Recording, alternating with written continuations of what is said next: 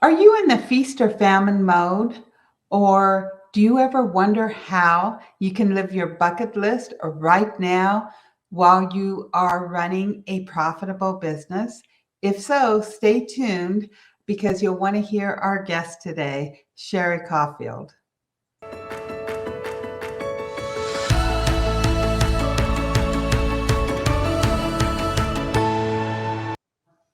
Welcome to this episode of Biz Success in 15.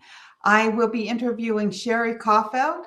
She partners with service based entrepreneurs to attract high quality leads that they can turn into high paying clients, all while they live a life of freedom and flexibility that they crave.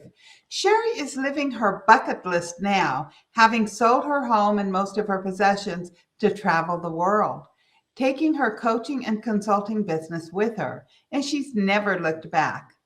Leveraging her step-by-step Freedom Finder formula, Sherry's clients create customized plan to build a business around the lifestyle they want to create and the income that it's going to take to create it. She's living proof that you can build a business that allows you to work when you want, from where you want, with clients that you love.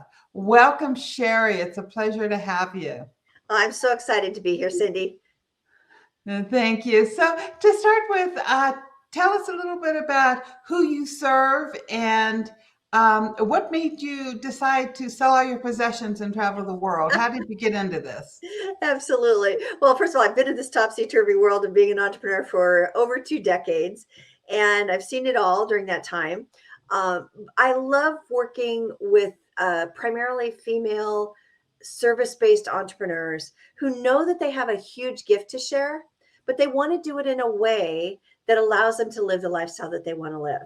We all hear the some days in our lives. Someday I'm going to do this, or someday I'm going to do that. And I've always been a believer of why wait for someday.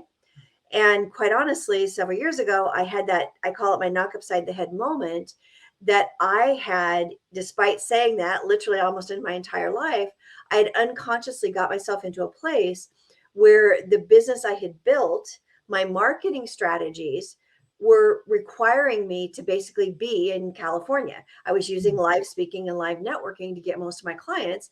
And if I jetted away to Australia for a couple months, my leads would dry up. So honestly, it was a tough moment. It was one of those, once you see it, you can't unsee it, Mhm. because I felt so out of integrity. Because here I was telling all my clients, you can build this business that fits into the lifestyle you want to live. And I had unconsciously got myself to a point where my own business was not doing that. So I put my Mhm. stake in the ground, and within 6 months, I had completely revamped my marketing strategy, had sold my home, put my possessions in storage, and I was off to 4 months in Australia. And I've never looked back. Fun, fun, fun. Yeah, So, where all have you traveled as oh you've gosh. your business? I've been I've made everywhere in Australia that at least that I want to go at this point, other than Melbourne. I missed in Melbourne because of COVID. New Zealand, all over Europe, Canada, Vancouver, Calgary, all over the United States, Mexico, Costa Rica. I can go on and on. Fun, fun, fun. It's Um, been amazing. But the mhm. most important thing is that I get to do what I love and still have a business that makes an impact. And that's what so many people want. And your bucket list or somebody else's bucket list may not be traveling full time.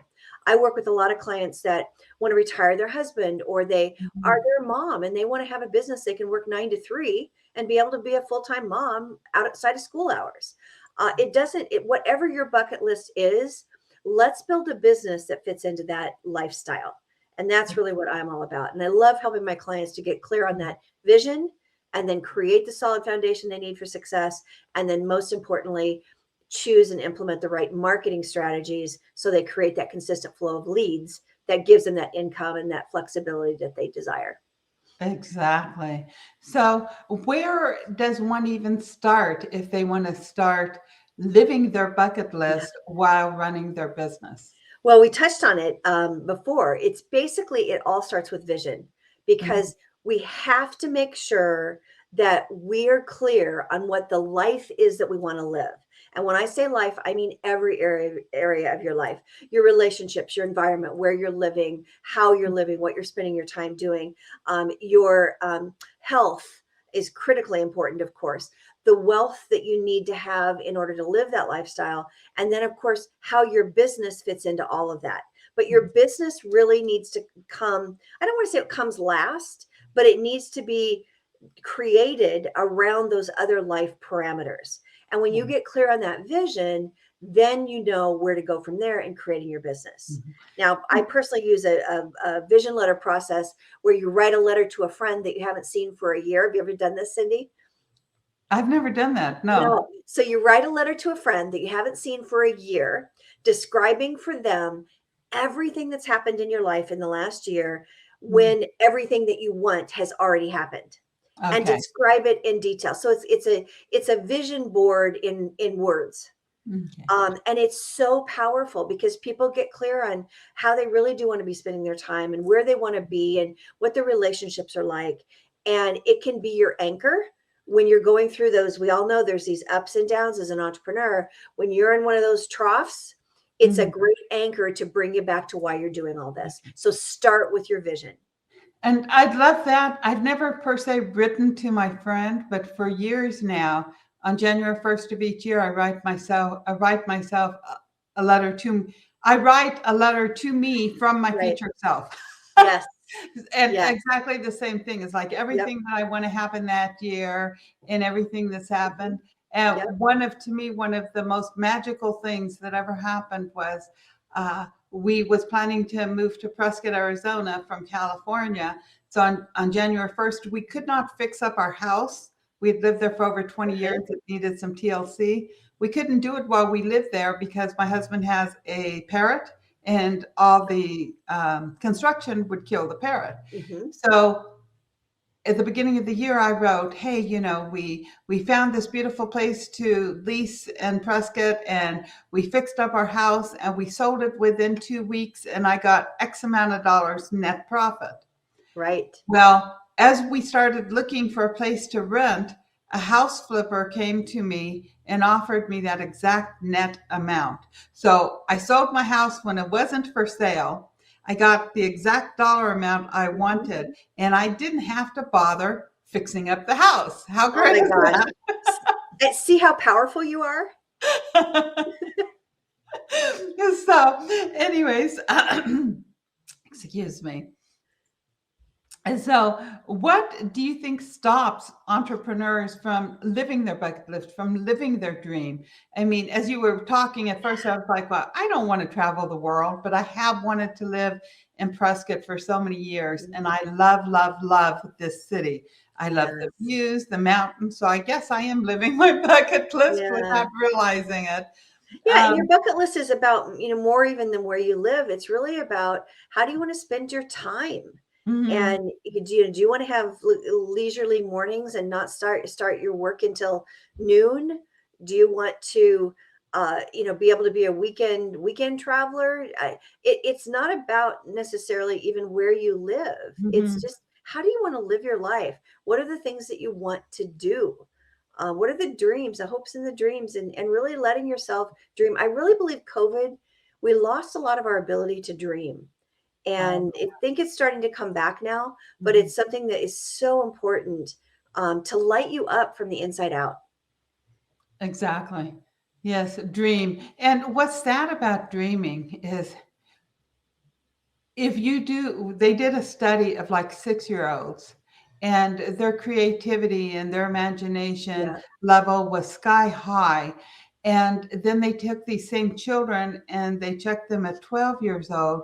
And it was like it had dropped from something like 85% creativity to about 7%.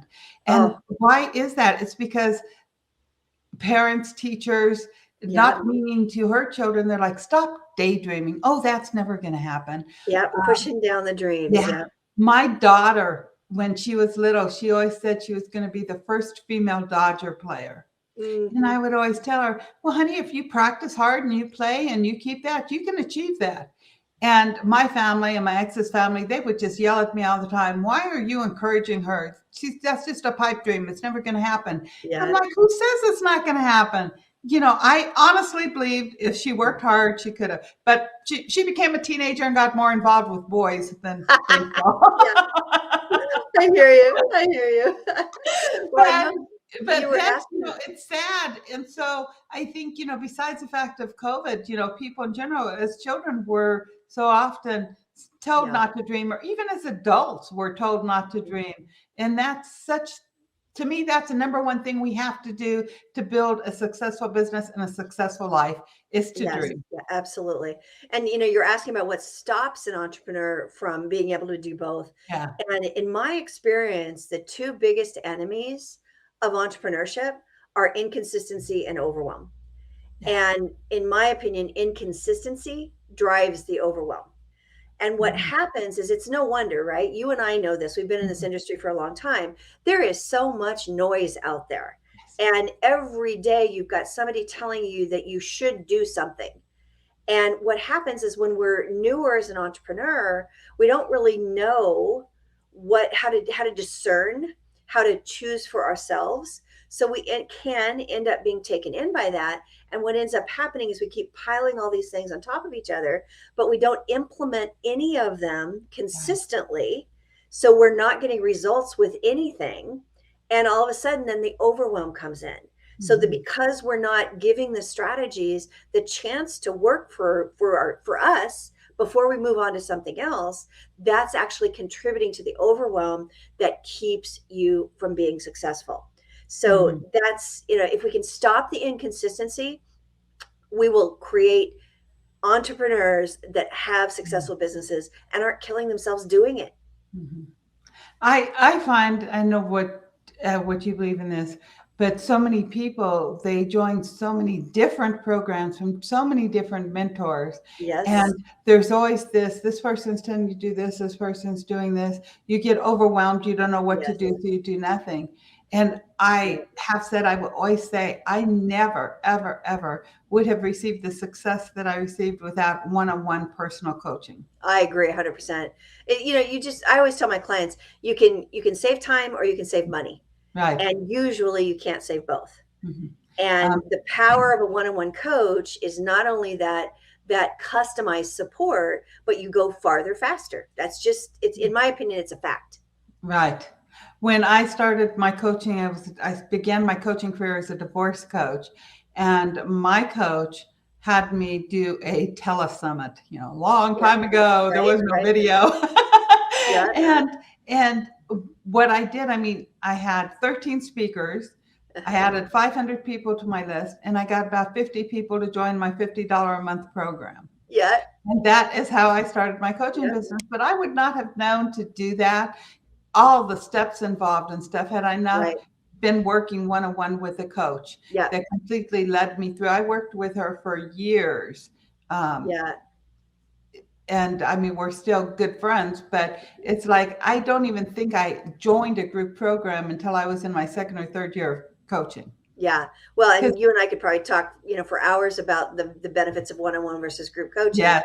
And that's changed over time too. But the Mhm. bottom line is whatever it takes for you to be consistent.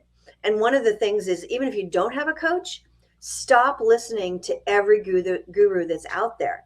Find your match. Find the Mhm. one or two people that really speak to you, that understand your heart, that when they speak, you say, she gets me. He gets me, I guess you can say. Yeah. And follow them because you got to pick a lane. If you're flitting all over testing 29 different gurus out there, the only thing I can guarantee you is that you will be overwhelmed. So avoid that. Exactly.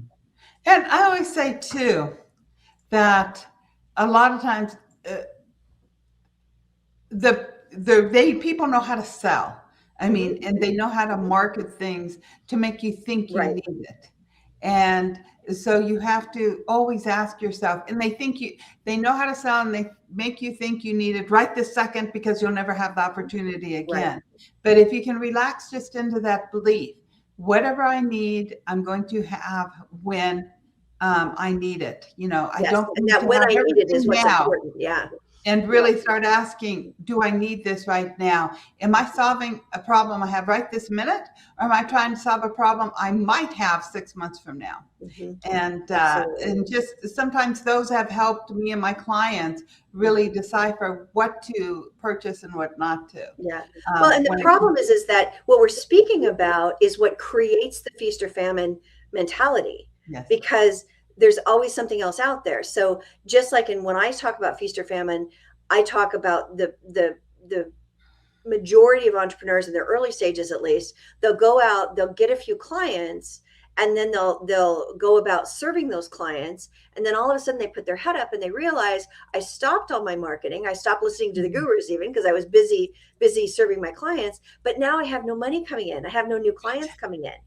And that roller coaster of feast or famine is just, it's excruciating, right? Mhm. It's scary and it's not fun. So by, again, that consistency comes in again, right? If you go and you choose the right 3 marketing strategies for you and you implement them consistently, you avoid that shiny object syndrome of all the different gurus out there telling you something different, and you have the ability to say, is this part of my 3 core marketing strategies? I always say no more than 3. Right. And if the answer is no, then the time is not right now. Mhm. And, one of my favorite quotes is from John Assaraf, and it's, you have all the resources you need right this minute to make a masterpiece out of your life Yes. and your business. And so many people, they think they don't have what they need. So I always think the first step is to tap into the resources you have right this second. It's Yes. amazing how many free resources even that you have that you're not even realizing are resources. Yeah, absolutely. And honestly, that what we're talking about today is simple, but it's not easy. When Mhm. I talk about getting out of the feast or famine cycle, there's really, in my experience, 4 things you need to do. A is you Mhm. start with your vision, which is what we've already talked about, right? So we Right. all know that. Uh, B, you keep it simple. That's where that rule of 3 comes in. Stick Mhm. to no more than 3 marketing strategies, no more than 3 offers that you make. Keep to that rule of 3, and you'll keep yourself grounded. And then number 3, or C, I guess I'm doing ABC, is be consistent in what you choose. So you Mhm. choose those 3 marketing strategies and implement them consistently, day in and day out, until you truly do prove that a strategy works or doesn't work. Doesn't mean you don't change if something's not working for you, but you Mhm. can't be flitting around doing 29 different things. And then Mhm. the last thing is, make sure you have a bulletproof follow-up system. This is something that, again, comes back to consistency again, right? Mhm. Most entrepreneurs don't follow through. And I tell my clients, for instance, on networking, if you're going to go to a networking event and you don't have a plan to follow up, don't go at all. You might as well save your time. Exactly. I mean, I can't tell you, especially how many networking events I have gone to where I have collected so many business cards and stuff with the intent to follow Yep, through, but never do because life happens. So exactly. then somebody told me, before you go to the event, block off time in Yeah, your calendar to follow up after the event. And exactly. just That's that exactly one what I do. strategy made such a big difference in my life. It does. And people need to be nurtured these days, and it's more important than ever. There was a statistics I saw recently. There used to be a saying that you had to touch somebody 7 times before they would Right. make a buying decision. The last I saw, that's up to 14. I mean, can you Yes. imagine? You I've have to heard 21 even. 21. Yeah, I mean, it's insane. So you've got to Yeah. be keeping the people that you really want to work with. Use your intuition. If you know that there are people that you come across in your networking or on a speaking event, in a conversation, whatever it might be, keep coming up with ways to re-engage with that person, not Mhm. sell to them, re-engage with them and build relationship. Exactly. That's the key, is building relationships, real relationships. Matter of fact, a couple weeks ago, that was actually my topic in Biz Success in 15, was how to build lifelong authentic relationships. And that was with clients and also your partners, Right. because that's how you're going to have a successful business. And Sherry, I could talk to you all day long, and you've given us so much valuable information. So if somebody wants to know more about you, I know that you have a gift for our audience. Can you share what that is and how they can reach you if they want to go further? Absolutely. So what I know is that based on everything we've talked about today, when you get that consistency in place, you get out of overwhelm, you're going to need to find clients, right? You're going to want to get clients on your calendar. Most of the clients that I work with and in my world, if you will, do use a one-on-one consult to turn that potential client into a paying client. So I have a gift called 17 Easy Ways to Fill Your Calendar with Potential Clients. And it gives you literally 17 ways that you can implement. Some of them you can implement in 15 minutes or even less. And some of them take a little bit more time in terms of creating the strategy. So just like I said before, I don't want you to implement all 17 of these. I want you to get the report, take a look at it, and choose the first 3 you're going to implement, and then go do that. And when you have those in place and working for you, then you can come back and find another one and another one and another one. Right. Absolutely love that. So thank you, Sherry. Do you have any final thoughts for our audience before we say goodbye? I think my final thought would be always remember that people need what you're offering, but the only way that they're going to get it is to know that you're out there. So when you create a system that consistently gets you in front of the ideal clients that you want to work with, you're not only building your business and letting yourself live your bucket list now, but you're also doing what's right for that potential client because you know you're going to transform their lives. I love it. Thank you very much. And thank you for being our guest today. It's been a pleasure. I'm going to have the link on the page. Do you have a link for your gift that you can share with the audience that might just be listening and not viewing it on video? I do. It's a little long. It's your.resultspartner.com. That's my website /fill-your-calendar-Cindy H for you. Okay. You want to repeat that again? Sure. It's your.resultspartner.com /fill-your-calendar-Cindy H. Okay, sounds good. So if you're listening to this, you can head on over there. If you go to our website or to Everyday Woman, you will see the link, the URL for the link to go grab Sherry's gift. With that, I hope you enjoyed today's episode, and be sure to tune in next week for another episode of Biz Success in 15.